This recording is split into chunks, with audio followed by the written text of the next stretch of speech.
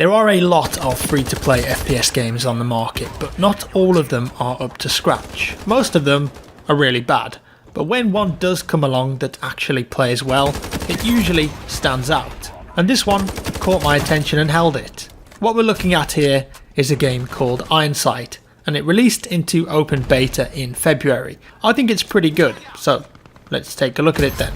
What is it? Well, Ironsight is a free-to-play competitive shooter that is currently in open beta. It's not available on Steam though, so if you want it, you're going to head over to their website and download the client. No other platforms needed though, it's just a solo.exe. If you still remember when those existed for games. The game is set in the near future, 2025 to be exact, and it's based around the battle over natural resources between private military corporations. This means that you will see a mixture of futuristic weapons and scopes, as well as weapons that you're used to from modern day shooters such as the AK. You have 4 game modes that you can choose from. TDM is the first offering, and it's probably the best mode to jump into, just to learn the weapon mechanics and map layouts. And then you have Secure Point, which is a bit like Headquarters in Call of Duty, so both teams need to fight over randomly chosen points. And then you've got Resource Takeover, which is a bit different, and there you're going to be fighting over an objective, but this time each team needs to take out robot sentinels and metal reapers to collect their resources. And last up, we've got Search and Destroy. This is an attack defend mode, and you'll be familiar with it if you ever played S&D in COD or Counter-Strike. It's also the main mode for the ranked competitive play, but you've got to be rank 10 before you can get stuck into it. S&D is probably my favourite mode just because it offers up something that I'm familiar with, but still has that tension you have when you're on your own against multiple players. It offers that excitement value. Now the game does have kill streaks, but they aren't as annoying as some of the ones that I've experienced in COD before, at least in the amount of time that I've played.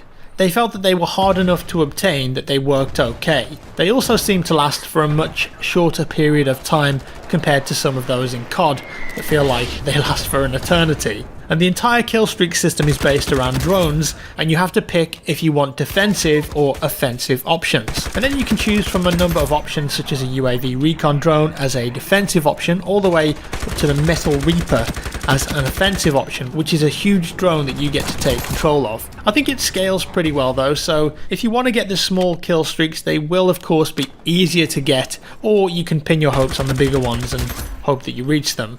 The graphics, the visuals, well, they look pretty clean. It's not next level visuals, but it's a free to play game, and I think that when you take that into consideration, the game looks pretty decent.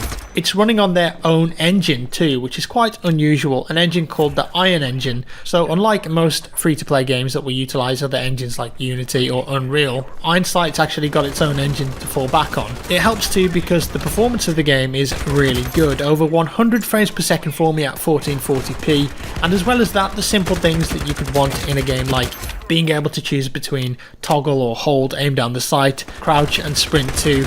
It sounds simple, but a lot of free to play games forget the basics. There's also a VSync option, a frame rate limiter and an FPS counter, as well as the option to change your sniper sensitivity separately to your base one. All welcome features, and some AAA games don't even have all of these. Now with this being a free-to-play game, you know that somewhere there's going to be microtransactions or MTX. After all, developers want to make money from the game. The question is though, are you able to pay money in this game to get ahead and put yourself at an advantage over someone who's simply playing for free? Well, in my short time with the game so far, I don't think that's the case. There are some cosmetic items that are definitely harder to reach if you don't want to spend money, but for the most part I was earning plenty of in-game credits after a few games to start buying decent weapons. You can also buy weapons with in-game currency for a limited time, like a day if you just want to try them out. Certain attachments for weapons also require you to be a certain level with that weapon, or for instance if you buy a new weapon like the FAMAS, you're going to need to level it up to a pretty high rank before you can start to put attachments on it like a compensator, for example. There are quite a lot of weapon attachments in here that you can unlock just by using the weapons, from sights like the Holo or the ACOG to more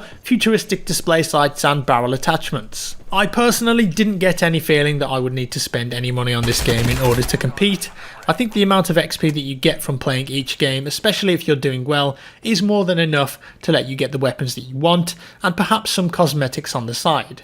That being said, if you do want to spend money on cosmetic items, the option is open to you, and there is actually some nice cosmetic stuff on offer. What's cool about the weapon cosmetics though is that some of them have new reload animations as well.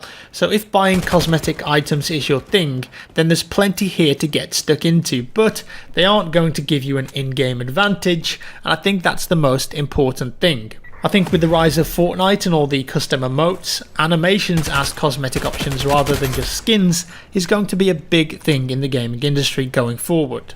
Now there are a lot of weapons in this game, and each weapon has a ton of attachments and cosmetics available for it. Then you're able to gain a lot of character cosmetics on top of that. If you want to unlock everything, it's going to take you an awful long time, but I think that's a good thing. Players want a deep unlock system where they've got to work to get the things that they want. So the gameplay then. How does it feel? What's the gunplay like? Why did this game catch my attention? Well, I have to say that for a free-to-play game, it feels pretty AAA. The automatic rifles are easy to control when it comes to recoil, although the recoil does become more noticeable the deeper you get into your magazine. Headshots are also a really big deal. SMGs feel really nice when hit firing up close, and if you're all about those quick scopes, then you definitely enjoy the snipers because they feel very similar to the COD snipers that spawned so many quick scope montages. In fact, this game reminds me a lot of the older COD games like COD 4 and Modern Warfare 2 and 3. Before a game, you can customize 3 different loadouts, pick your main weapon which you can then have 3 attachments on, as well as a secondary weapon such as a pistol, shotgun or even an EMP rocket launcher, and then you get your 3 kill streaks from either the defensive or offensive options. Of course you can pick grenades too, you get 1 lethal grenade such as a frag or a sticky, and then 1 tactical like a stun or a flashbang. You can pick a melee weapon too. Last of all, you can choose 3 class skills. A lot of these will be very familiar to you if you've ever played COD.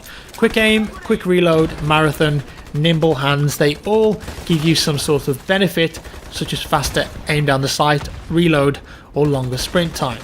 And as I mentioned just now, it's very obvious that this is copying a lot of what made Call of Duty great back in the day. I'm sure some of you have been watching and thinking that too.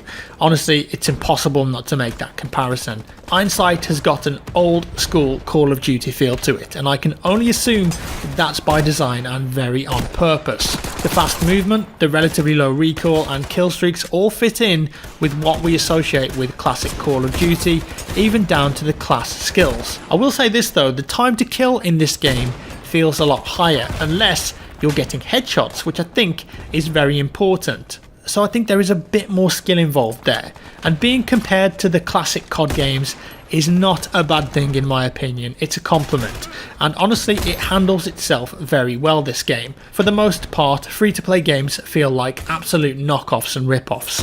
I know that may sound unfair in certain circumstances, but they typically tend to have a much smaller team and budget, so it usually ends up that way. That being said, Iron Sight doesn't feel like that at all. It feels very polished. In my opinion, the game is not without its problems though. Let's talk about the netcode. I know that term is somewhat overused these days, but it's still the easiest way to describe the online performance, even if it's a pretty broad term. In my time playing, I did notice some pretty wonky hit registration and also some occasions where I was killed behind cover. I'd also like to see a ping notification on the scoreboard rather than just a console style signal bar. There's some odd mouse movement at times, possibly down to mouse acceleration, and one of the things that the game doesn't have right now is raw input, so that could be something that they could look into adding. Overall, I have to say that I'm pretty impressed with Iron Sight, and right now it's only in beta, and with it being free to play, if they continue down the same path and tune up the netcode, I can see it being a really popular game. It's quite interesting really. I've been downloading and playing a lot of free-to-play shooters recently, just to get a feel of where that system is going and how good or bad free-to-play shooters are in 2018. But ultimately, I think and I hope that with the polish and popularity of a game like Fortnite, we're going to see way more free shooters available to play, and also, one would hope, a much higher level of quality. And I wouldn't be surprised if the big developers like Activision, EA and Ubisoft start developing into that idea now. We shall see. The next free-to-play shooter that I'm going to be checking out though is a game called Black Squad, kind of an alternative to CS, and that video will be up very, very soon. And that's all for today, folks. Let me know what you think down in the comments below. If you enjoyed the video, give it a like. If you didn't, a dislike. Subscribe for more, and I'll see you in the next one.